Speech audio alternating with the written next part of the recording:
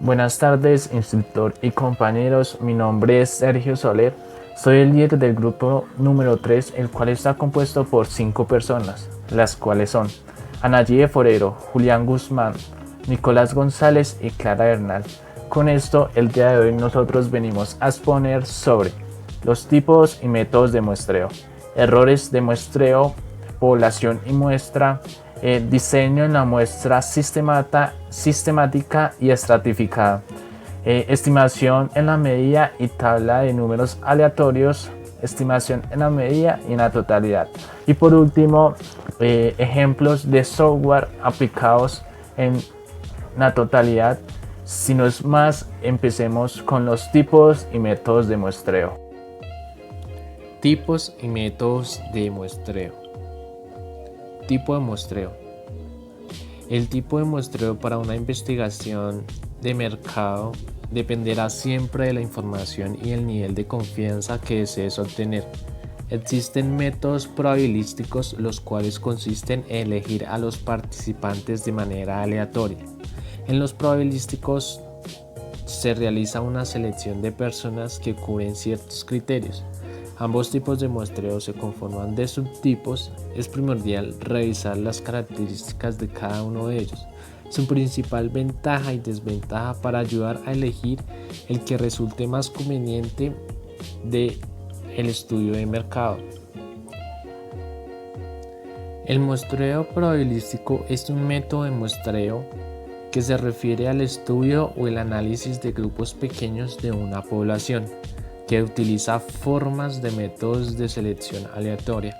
El requisito más importante del muestreo probabilístico es que todos en una población tengan la misma oportunidad de ser seleccionados.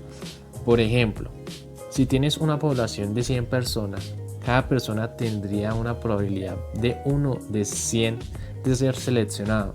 El método de muestreo probabilístico te ofrece la mejor oportunidad de crear una muestra representativa dentro de la población. Este método utiliza la teoría estadística para seleccionar al azar un pequeño grupo de personas o muestra de una gran población existente y luego predecir que todas las respuestas juntas coinciden con la población en general.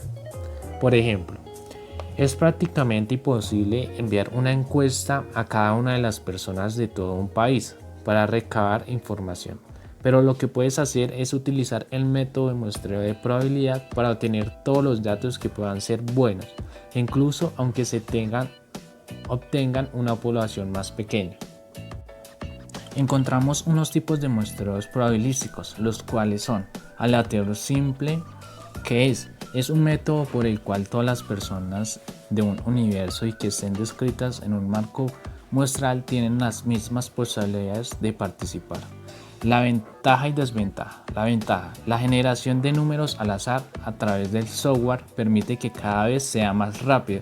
La desventaja es que es difícil llevar a la práctica el cumplimiento de sus condiciones, las mismas oportunidades para todos y que pertenezcan a un solo marco muestral.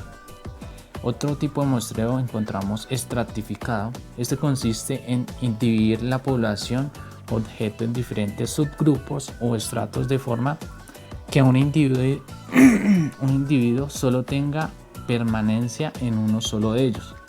Si la clasificación es correcta, se espera, por ejemplo, que todas las personas de este grupo actúen por similar. Ventaja y desventaja. Permite que estimar con precisión la muestra, la medida, las proporciones representativas y un nivel de error predeterminado.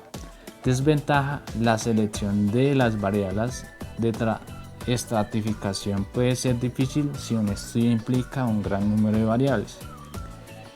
Muestreo sistemático. Este consiste en seleccionar a un individuo de forma aleatoria entre la población objetivo y a partir de él seleccionar las muestras de cada individuo disponible en el marco muestral. ¿Qué ventaja y desventaja trae? Este es un proceso simple y rápido. Los resultados obtenidos son representativos de la población de forma similar a los que pudieran obtenerse con el muestreo aleatorio simple. Desventaja: Existe la posibilidad de que genere una muestra sesgada solo con el orden en el que se ha generado la selección de participantes que tengan algún tipo de periodicidad oculta que coincida con el intervalo seleccionado. Y por último está el muestreo conglomerados, que se refiere a la selección de una empresa que reúne todas las variables a estudiar y en el grupo seleccionado representa correctamente a toda la población o objetivo. ¿Qué ventaja trae? La ventaja es su eficiencia operativa, como por ejemplo evitar los traslados a diferentes puntos geográficos, ahorro de tiempo al no depender de los saltos de método probabilístico con marca a la pauta entre una persona y otra. Desventaja. Uno de los principales riesgos corresponde a los que no se tengan la precaución de los que los conglomerados sean homogéneos, generando errores. Bueno, dentro el muestreo no probabilístico. Este es una técnica de muestreo en la cual el investigador selecciona muestras basadas en un juicio subjetivo en el cual debe hacer la selección al azar, a diferencia en el muestreo probabilístico. Esta es donde cada miembro de la población tiene una posibilidad conocida de ser seleccionado. En el muestreo no probabilístico, no todos los miembros de la población tienen la oportunidad de participar en el estudio. El muestreo no probabilístico es más útil para estudios exploratorios como la encuesta de piloto, una de encuestas que se implementa en una muestra más pequeña en comparación con el tamaño de muestras predeterminadas. El muestreo no probabilístico se utiliza donde no es posible extraer un muestreo de probabilidad aleatorio debido a los considerantes a tiempo o costo. También es un método menos estricto donde es un método de muestreo dependerá de la gran medida de la experiencia de los investigadores. Dentro del método no probabilístico también se encuentran unos tipos de muestreo, los cuales son la convivencia, que es, esta consiste en la selección de una muestra de población por su fácil acceso a ella. ¿Qué ventaja trae? Ventajas son los bajos costos y la facilidad operativa, así como la reducción del tiempo del empleado. Desventaja es al no ser seleccionada mediante un criterio estadístico que restringe los resultados obtenidos que se obtienen con generalidades. Otro tipo son las cuotas, que son la determinación de la división porcentual de la población total a estudiar a través de los criterios establecidos y es directamente proporcional y equivalente a ella. ¿Qué ventaja trae? Esta permite acercarse a una representativa numérica y de criterios de la población de estudio y garantiza que una serie de variables se reproduce al comportamiento de ella. La desventaja es que no se puede afirmar al porcentaje de representatividades. Otro tipo es la bola de nieve, que sería la erradicación de la muestra de estudio recomendada a personas entre su circuito de interacción. Estas recomendaciones son orientadas al perfil que busca el investigador. ¿Qué ventaja trae? Facilita la ubicación de las personas que conforman la muestra y es útil cuando no se tiene acceso a ella fácilmente. Desventaja. Es derivado a que los participantes son consecuencias de la invitación de participantes previos. Por último, la intencionalidad. Es la selección de muestra correspondiente a los investigadores, quienes, previsto a estándar de criterios establecidos, eligen a quien cree que los cubre. Ventaja. Es fácil el acceso, reduce el tiempo y esfuerzos para reunir la muestra. La desventaja es que no es considerada como una metodología científica y se puede considerar sesgada por el juicio y selección de quien la investiga. Buenas tardes. Errores de muestreo. ¿Qué es un error de muestreo? Un error de muestreo se produce cuando la muestra utilizada en el estudio no es representativa para toda la población. A menudo se producen errores de muestreo y, por lo tanto, los investigadores siempre calculan un margen de error durante los resultados finales como práctica estadística. El margen de error es la cantidad de error permitida para que un error de cálculo represente la diferencia entre la muestra y la población real. Los errores más comunes en los estudios de mercado. Error de especificación de la población. Un error de especificación de población ocurre cuando los investigadores no saben exactamente a quién encuestar. Por ejemplo, imagina un estudio de investigación sobre ropa de niños. ¿Quién es la persona correcta para encuestar? Pueden ser ambos, padres, solo la madre o el niño. Los padres toman decisiones de compra, pero los niños pueden influir en la elección. Error en el mercado de la muestra. Los errores del marco de muestreo surgen cuando los investigadores apuntan a la subpoblación erróneamente al seleccionar la muestra. Por ejemplo, elegir un marco de muestreo de la guía telefónica puede ser un error porque la gente cambia de ciudad. Las exclusiones erróneas se producen cuando las personas prefieren eliminar sus números de la lista. Existen hogares que pueden tener más de una línea telefónica, lo que conduce a múltiples inclusiones. Error de selección. Un error de selección ocurre cuando los encuestados se autoseleccionan para participar en el estudio. Solo los interesados responden. Se puede encontrar los errores de selección yendo al paso extra para solicitar respuestas de toda la muestra, la planificación previa a la encuesta, los seguimientos y un diseño limpio y ordenado de la encuesta. Aumentarán el índice de participación de los encuestados. Errores de muestra. Los errores de muestreo se producen debido a una disparidad en la representatividad de los encuestados. Ocurre principalmente cuando el investigador no planifica su muestra cuidadosamente.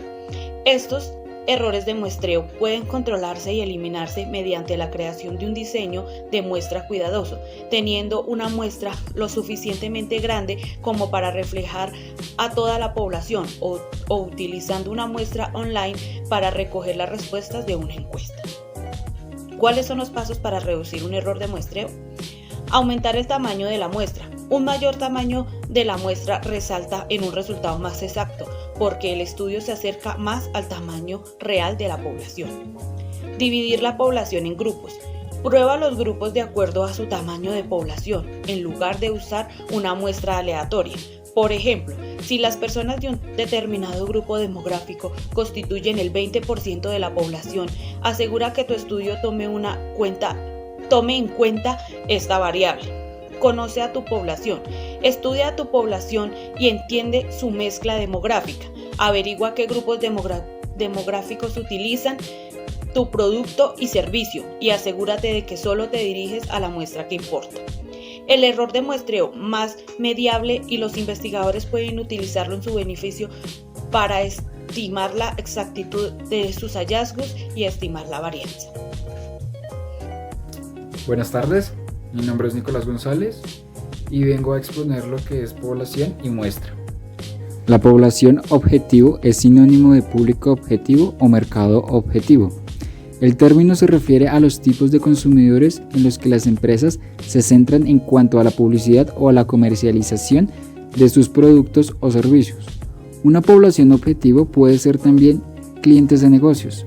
En cualquier caso, el objetivo de la utilización de la población es la adquisición de un gran porcentaje de ellos como clientes. Las nuevas empresas suelen estudiar las poblaciones objetivo de los competidores para determinar a qué personas van a apuntar. Hay varios factores que se utilizan para el establecimiento de una población objetivo. Para la muestra, hay que entender que una población es un todo y una muestra es una fracción o segmento de ese todo. Las técnicas de muestreo no son más que un procedimiento empleado para obtener una o más muestras de una población. El muestreo sistemático es fácil, sencillo y muy económico.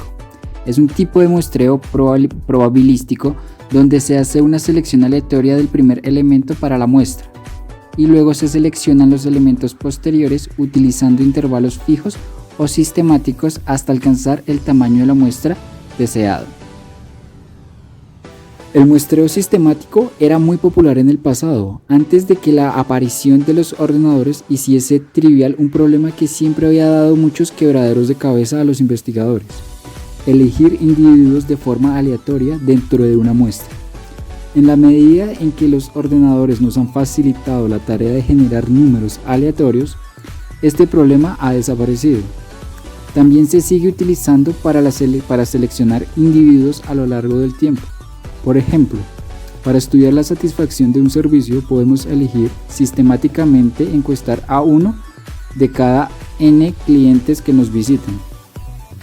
En estas circunstancias, en las que puede existir diferente varianza entre individuos en diferentes periodos de tiempo, el muestreo sistemático puede ser incluso más preciso que el muestreo aleatorio puro. ¿En qué consiste el sistema de muestreo sistemático?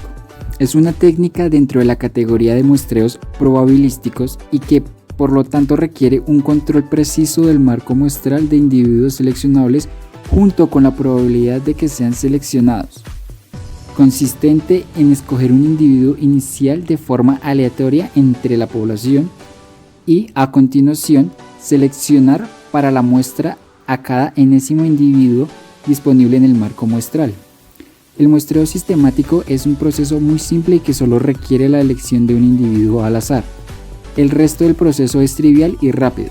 Los resultados que obtenemos son representativos de la población de forma similar al muestreo aleatorio simple, siempre y cuando no haya algún factor intrínseco en la forma en que los individuos están listados que haga que se reproduzcan ciertas características poblacionales en cada cierto número de individuos. Este suceso es realmente poco frecuente. Para las medidas exactas de longitud, capacidad, peso, superficie, tiempo y medidas angulares se utilizan instrumentos especiales en lugar de cálculos mentales. Por ejemplo, la longitud se mide con un metro, el peso con la báscula, el tiempo con el reloj y la temperatura con un termómetro.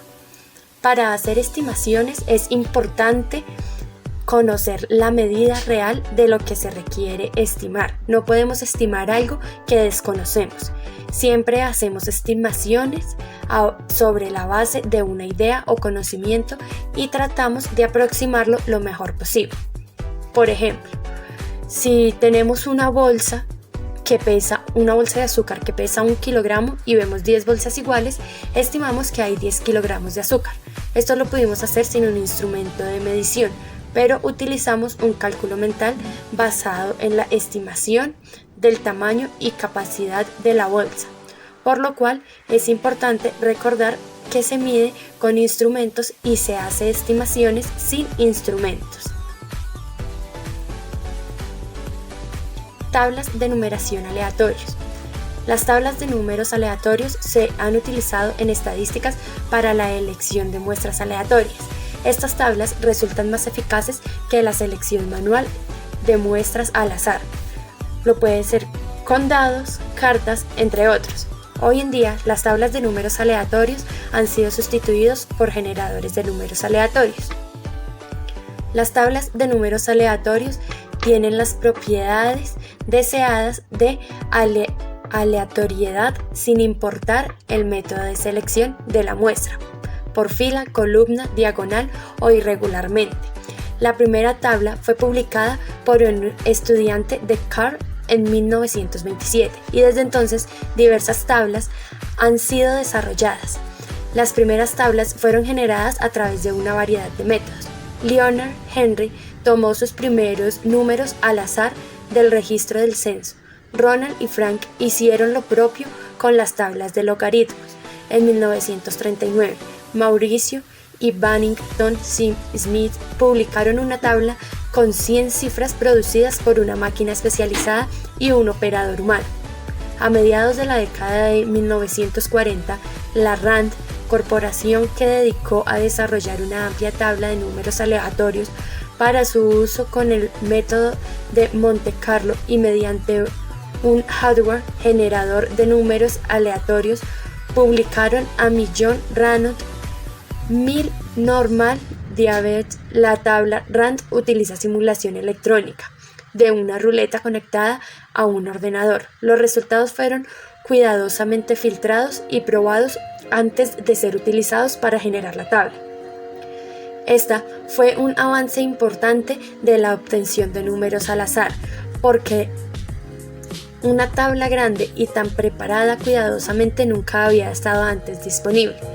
De hecho, esta es la tabla más grande publicada aleatoriamente. Era 10 veces más pequeña y también estaba disponible en tarjetas perforadas de IBM, lo que permitió su uso en computadoras. En la década de 1950, un hardware generador de números aleatorios llamada Henry se utilizó para dibujar los números de bonos británicos prima.